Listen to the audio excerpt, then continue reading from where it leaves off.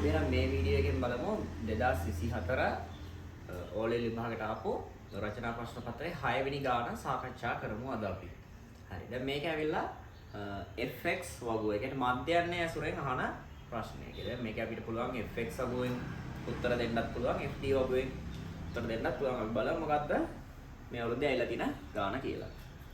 එක්තරා ත්‍රිරෝධ රථයක් එක් සතියක යෙදුන කුලී ගමන් වාර සංඛ්‍යාව ආශ්‍රිත තොරතුරු පහත දී ඇති සංඛ්‍යාත වගුවේ තියනවලු. හරිද? ත්‍රිරෝධ රථයක් එක් සතිය තුළදී ගියපු ගමන් වාර සංඛ්‍යාව නේද?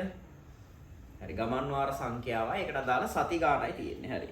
ඒතර ඒකේ දීලා තියෙනවා ගමන් වාර සංඛ්‍යාව 5 9 10 14 15 19 20 24 25 29 30 34 35 39. ඒකට අදාළ සති ගාන දීලා තියෙනවා. හරි. පළවෙනි ප්‍රශ්නේ අහලා තියෙන්නේ ත්‍රිරෝධ රථය සතියකදී යෙදුන මධ්‍යක කුලී ගමන් වාර සංඛ්‍යාව. කියන්නේ මධ්‍යයන්ය හොයන්නලු. ඒතර අපිට පුළුවන් මේ ගාන හදන්න fx වගුවෙන් හදන්නත් පුළුවන්, fd වගුවෙන් හදන්නත් පුළුවන්. මම මේ ගාන fx වගුවෙන් හදන්නම්. fx වගුවෙන් හදන්නම්. හරි. හරි. පළවෙනි එක කියන්නේ සතියකදී යෙදුන මධ්‍යයන් කුලී ගමන් වාර සංඛ්‍යාව. හරි. මම දැන් මේක හදන්නේ fx වගුවෙන්. අපි එන ඉස්සල්ලාම දාගන්නේ පන්ති ප්‍රාන්තර. පන්ති ප්‍රාන්තර.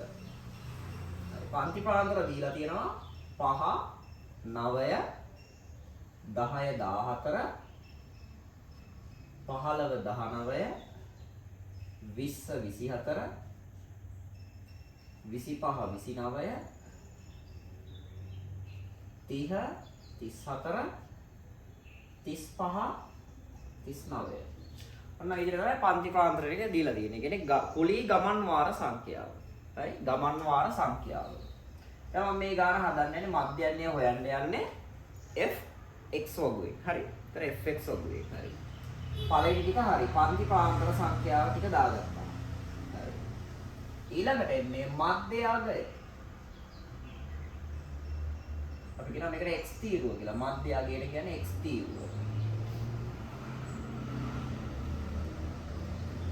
ඒතර මධ්‍යයගය කොහොමද ගන්නෙ?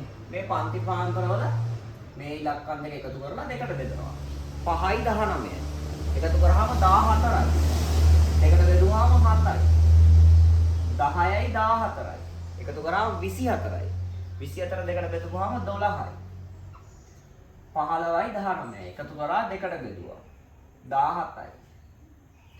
මෙතන එකතු කරා 44යි. දෙකට බෙදුවාම 22යි. මෙතන 27යි. 32යි 37යි. හරි. අන්න fx තීරුව හරි. හරි.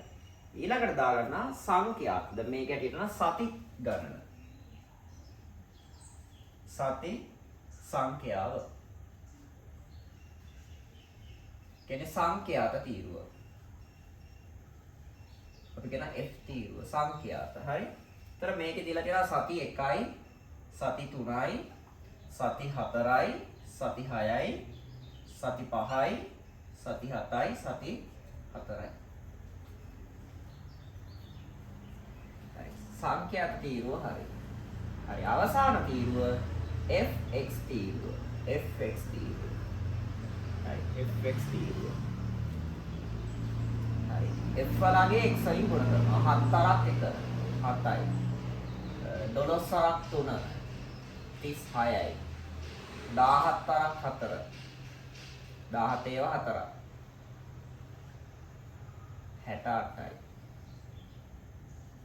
132යි. 5ක් 7 35යි. 3ක් ඉතුරුයි. 5ක් 2 10යි. 10 3යි 13යි. 135යි. 32 ඒවා 7ක්. දෙවරක් 7 14යි. එකක් ඉතුරුයි. 7ක් 3 21යි 1යි 22යි. 37 ඒවා 4ක්. 4 වරක් 7 28යි 2යි 148යි. හරි. ඔය විදිහට ඔන්න fx වගුව හදාගන්න.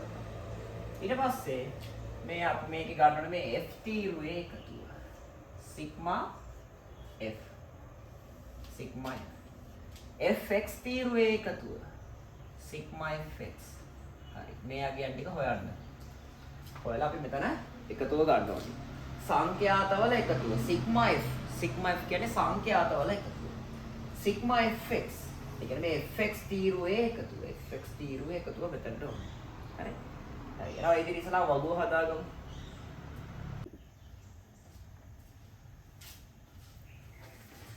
හරි. දැන් අපි මේ විදිහට fx වගුව හදාගත්තා. හරි. fx වගුව හදාගත්තා. ඒතර මේකේ දීලා තිබ්බේ ට්‍රීවිල් එකක් සතියකදී සතියකට යන ගමන් වාර සංඛ්‍යාව පිළිබඳව. හරිද? ඒතර ගමන් වාර සංඛ්‍යාව තමයි මේ තියෙන්නේ. ඒකට අදාළ මේ විදිහ ගමන් වාර කියපු සති ගාන. ගමන් වාර 10 14 සති 3යි. හරි. ඒතර ඒකට අදාළ අපි මෙන්න fx වගුව හැදුවා. හරි. ඒතර මධ්‍යගයේ ගත්තේ මේ දෙක එකතු කරලා දෙකට බෙදලා හරි. සංඛ්‍යාත ටික. සති සංඛ්‍යාව. හරි. හරි. මේ ටිකේ එකතුව. හරි. මේ ටික එකතු වෙනවා 30ක් කියලා එනවනේ. හරි. ඒතර මේ ටික අපි එකතු කරන්න ඕනේ. මෙතන එකතු වෙනවා 750ක් කියලා එනවා. sigma fx. ඒ කියන්නේ fx තීරුවේ එකතුව 750යි. සංඛ්‍යාත තීරුවේ එකතුව 30යි. හරි. එහෙනම් අපි දැන් ලියනවා දැන් පළවෙනි ප්‍රශ්නෙට උත්තරය ගත්ත හැකි. මධ්‍යයන් ගමන් වාර සංඛ්‍යාව. මධ්‍යයන් ගමන් වාර සංඛ්‍යාව.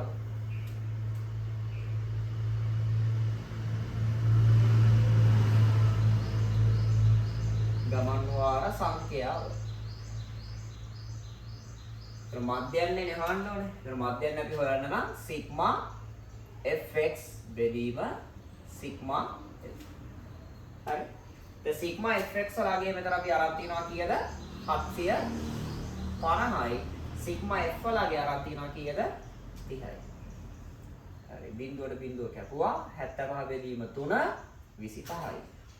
හරි. එහෙනම් මධ්‍යයන් ගමන් වාර සංඛ්‍යාව කීයයි කියලා එනවද? 25. ඒ කියන්නේ මේ ට්‍රීවිල් එක සාමාන්‍යයෙන් එක සතියකට ගමන් වාර 25ක් සිද්ධ කරනවා. සතියකට යන ගමන් වාර සංඛ්‍යාව 25යි. හරි. ඒ කියන්නේ මධ්‍යයන් ගමන් වාර සංඛ්‍යාව 25යි. හරි. හරි.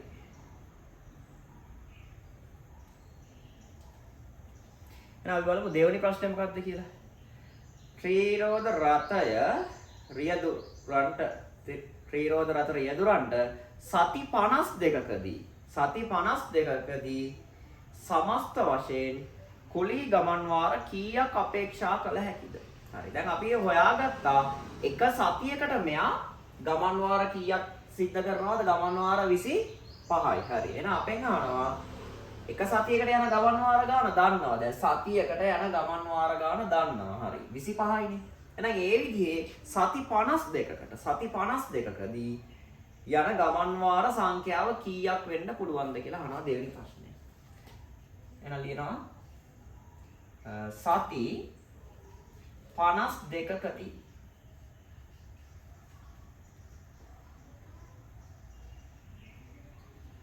අපේක්ෂා කළ හැකි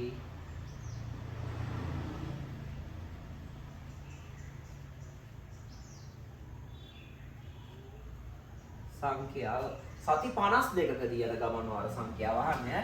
දැන් අපි දන්නවනේ මේක එක සතියකට යන්නේ 25යිනේ. එක සතියකට 25. එහෙනම් සති 52කට 25 ඒවා 52ක්. හරි. 25 ගුණ කරන් 52කින් දෙවරක් පහ 10න් බිඳුව එකක් ඉතුරු දෙවර 4යි 5යි පස්සරක් පහ 25න් පහ දෙකක් ඉතුරුයි පස්සරක් දෙක 10යි 2යි 12යි.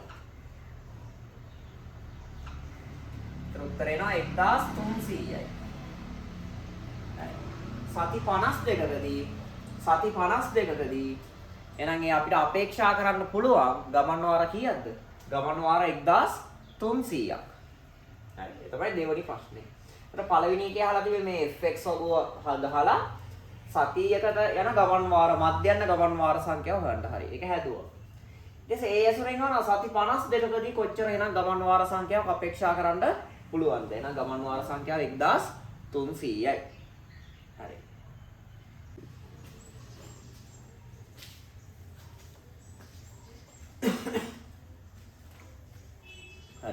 අපි මේ ප්‍රශ්නේ පළවෙනි ප්‍රශ්නේ හා දෙවෙනි කොටස හරි. දැන් අපි යන් තුන්වෙනි ප්‍රශ්නෙට. හරි. දැන් පළවෙනි කියලා තියෙන්නේ මධ්‍යයන්නේ. කියන්නේ සතියකට සිද්ධ කරන මධ්‍යයන්න ගමන් වාර සංඛ්‍යාව ඒක හරි. ඒ ඇසුරෙන් අහලා තිබ්බා සති 52කට යන ගමන් වාර සංඛ්‍යාව හරි. ඒකත් අපි හරි. එමු දැන් තුන්වෙනි ප්‍රශ්නෙට. එක් කුලී ගමනක මධ්‍යයන්න දුර. දැන් මෙයා යන එක ගමනක මධ්‍යයන්ක දුර කිලෝමීටර් 5යිලු. හරිද? මධ්‍යක දුර කිලෝමීටර් 5යි ගනිමු. ත්‍රිරෝද රථ රියදුරු කිලෝමීටරයකට රුපියල් 100 බැගින් ගාස්තු අය කරනවා. එක කිලෝමීටරයකට රුපියල් 100යි. කිලෝමීටරයක් කියන්නේ රුපියල් 100යි.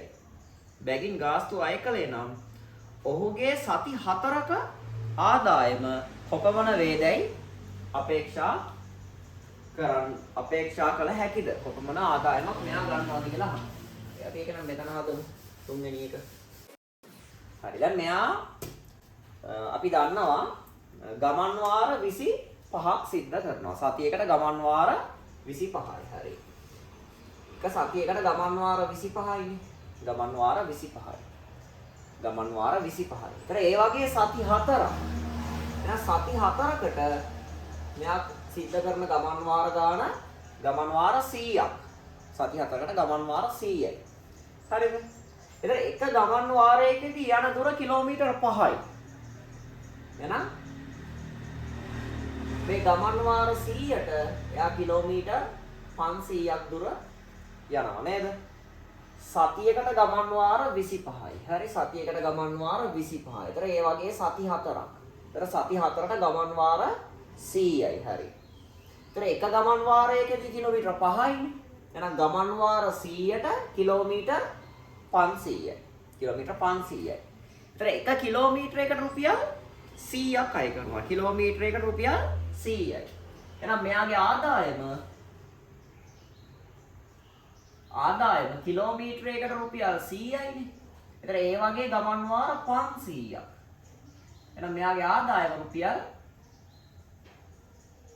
50000. එහෙනම් මෙයා එක සතියකට අපේක්ෂා කරන්න පුළුවන් ආදායම රුපියල් 50000යි. හරිනේ. නේද? තුන්වෙනි ප්‍රශ්නේත් හරි. ඒක මධ්‍යන්නේ ගාන කියන්නේ විභාගෙදී හම් වෙන ලේසි ප්‍රශ්නයක්. හරි. මේකට FX ඔබ ගහලා ඒ ඇසුරෙන් අහන ප්‍රශ්න වලට උත්තර දෙන්න තිබ්බේ. හරි. ඒතර තුන්වෙනි එක තාපාරක් අපි ගොඩක් පැහැදිලි කරගමු. ඒක අහලා තිබ්බා සති 4කදී එයාගේ ආදායම. හරි. ඒතර සතියකට ගමන් වාර 25යි. සතියකට ගමන් වාර 25යි. ඒතර ඒ වගේ ගමන් සති 4ක්. ඒතර එතනදී ගමන් වාර 100යි. එක ගමන් වාරයකදී යන දුර කිලෝමීටර් 5යිනේ. එහෙනම් 100 වරක් 5 කිලෝමීටර් 500යි. මෙයා සති 4කට කිලෝමීටර් 500ක් ගමන් කරනවා. ඒතර ඒ 1 කිලෝමීටරකින් රුපියල් 100 ගානේ ආදායම. එහෙනම් කිලෝමීටර් 500ට 100 වරක් 500 රුපියල් 50000යි මෙයාගේ සති 4ක ආදායම. හරි. ඒක හරි. දැන් අපි අන්තිම ප්‍රශ්නේ අංක 4 ත්‍රිරෝද රථය සතියකදී යෙදුණු කුලී ගමන් වාර සංඛ්‍යාව 20ට වඩා අඩු වූ සතිවලදී ත්‍රිරෝද රථය සතියකදී යෙදුණ ගමන් වාර සංඛ්‍යාව 20ට වඩා අඩු වූ සතිවලදී එය සමස්ත වශයෙන් ගමන් කර තිබිය හැකි අවම ගමන් වාර සංඛ්‍යාව. මෙහෙ ප්‍රශ්නයක් අහන්න පොඩ්ඩක් කල්පනා කරන්න නම් තියෙනවා. මොකද්ද? මේ ත්‍රිවිල් එක සතියකදී යෙදුණු ගමන් වාර සංඛ්‍යාව 20ට වඩා අඩු ඒවා. 20ට වඩා අඩු ඒවා ටික තෝරගන්න ඕනේ. දැන් මේකේ දීලා තියෙන ගමන් වාර සංඛ්‍යාව 5 9 10 14 ඊට පස්සේ 15 19 ඊට පස්සේ 20 24 ඔය විදිහනේ ගමන් වාර සංඛ්‍යාව දීලා තියෙන්නේ නේද? දැන් ඕකෙන් ගන්න කියන්නේ සතියකදී යෙදුණු ගමන් වාර සංඛ්‍යාව 20ට වඩා අඩුයි. මෙතන 5 19 20ට වඩා අඩුයිනේ. 10 14 ඒත් 20ට වඩා අඩුයි. 15 19 20ට වඩා අඩුයි. 20 24 20ට වඩා වැඩිනේ. එහෙනම් ඒ ටික ඇතෑරියා. හරි. ඒතර මෙතන ගමන් වාර සංඛ්‍යාව තියෙන්නේ කීයද? 1යි. සති සංඛ්‍යාව 1යි. සති 3යි. සති 4යි. හරි. ඔය විදිහටනේ තියෙන්නේ. හරි. ඒතර මේ ටිකේදී අපෙන් අහන්නේ මේ වලදී තියෙන අවම ගමන් වාර සංඛ්‍යාව. ඒතර මේකෙන් වෙන්න පුළුවන් අවම එක අහන්නේ හරි. ඒතර මෙතන මේ පරාසය තුල තියෙන අවමගේ 5යිනේ. අවමගේ 5යි. ඒතර ඒ වගේ එක සතියනේ. එහෙනම් 5 අරක් 1. ඒතර 10 14. 10 14. ගමන් වාර සංඛ්‍යාව 10 14. ඒතර එතන අවමගේ 10යිනේ. එහෙනම් 10 ගානේ සති 3ක්. ඊට පස්සේ 15 19 ගමන් කුලී ගමන් වාර සංඛ්‍යාව 15 19. ඒතර ඒ පරාසෙත් අඩුම තියෙන්නේ 15නේ. 15 ඒවා 4ක්. එතන 5 අරක් එක 5යි. එතනින් වෙන්න පුළුවන් අවම 5යි. මෙතන 30යි. 15 ඒවා 4ක් 60යි. 90යි 95යි. එහෙනම්